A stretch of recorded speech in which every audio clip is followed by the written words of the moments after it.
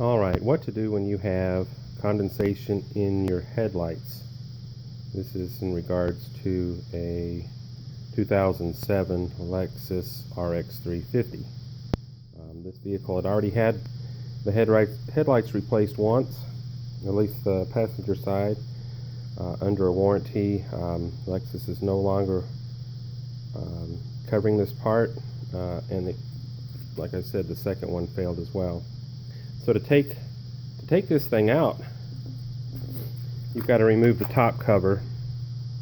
There's an engine cover with some plastic push rivets, and then you've got a bolt here and a bolt here you need to take out. They're 10 millimeters. You also have to move this filler out of the way so that you can unplug all of the harnesses in the back. And then you have to come over, and there's a tab from the fender well that goes around here. I pushed it up out of the way.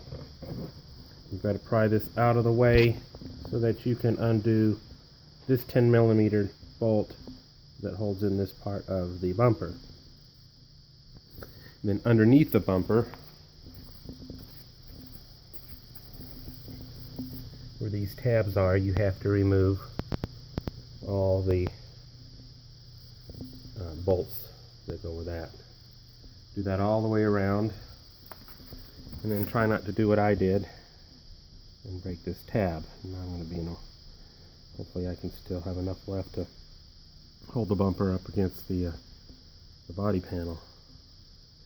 You have to remove the bumper because there's a little notch in the headlight itself that slides over this. So even though you take out all the bolts, you can't lift it up and out because it's sliding up against here. I did forget to mention there's one more bolt that goes in this way to the headlight housing. So there's going to be three. This one, this one, this one, and actually there's one more. If you see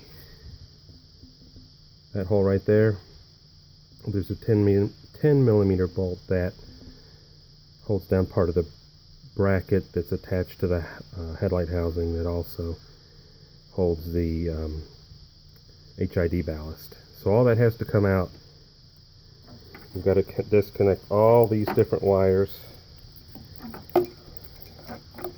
If you get a screwdriver and push in on the sides of this, you can move this out too, so the harness it's connected to the headlight as well, just to hold it out of the way, and you need to move that out so you can get to pull it out.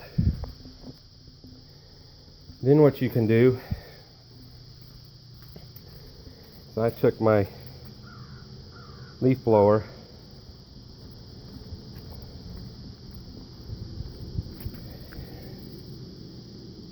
remove the high beam, remove this turn signal bulb, blew in here. Actually, I left this one in the first time around. Just blew the air in here and sprayed with like window cleaner or 409 or anything like that that's soapy, and you'll see it'll bubble up all along here. Not so much in the corners, but I had major leaks up in here. I then took this one out and just blew through here, I don't know, for 4 or 5 minutes to get the moisture out, and it's been sitting out here in the sun for a little bit. So the next part that I'm going to do is use some black RTV sealant and just really coat this and cram it in these little cracks and crevices. Suppose you could get a heat gun and try to heat this up and soften up the original glue, but I don't want to end up melting any of the rubber here or any of the plastic. So now most of this is exposed while it's sitting in the car, so if you don't want to pull all this stuff apart, just grab some of the black RTV. You can use clear if you want, and just coat this after you've got, if you can get it where it's already dried out by itself, park it in the sun, when it dries out, and go out with your RTV and seal it here. May do the trick without having to pull everything else out. So I'll show you I just picked up some